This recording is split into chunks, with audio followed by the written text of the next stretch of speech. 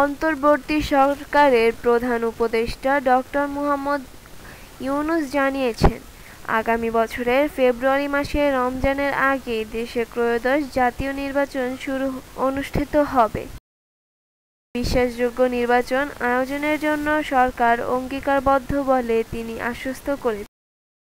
মঙ্গলবার সন্ধ্যায় Washington DC থেকে ভিডিও কলে আন্তর্জাতিক মুদ্রা তহবিলের ব্যবস্থাপনা পরিচালক ক্রিস্টালিনা জর্জিয়েভার সঙ্গে আলাপকালে তিনি এইসব কথা বলেন। বাস জানায়, নির্বাচনের পর তিনি তার পূর্ববর্তী কাজে ফিরে যাবেন। এ সময় আইএমএফ প্রধান ইউনূসের নেতৃত্বে ভূয়সী প্রশংসা করে বলেন, আপনার অর্জন আমাকে মুগ্ধ করেছে। আপনি অল্প সময়ে অনেক কিছু করেছেন। যখন দেশের অর্থনীতি ভেঙে পড়ার ঝুঁকিতে ছিল, তখন আপনি সঠিক সময়ে দায়িত্ব নিয়েছেন।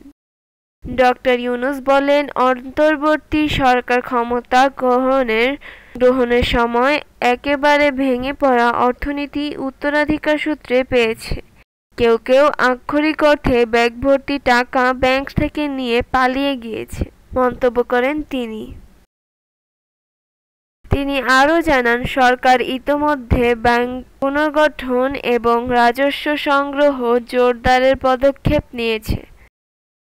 অর্থনীতিকে শক্ত ভিত্তিতে দাঁড় করাতে এইসব সংস্কার অত্যন্ত জরুরি।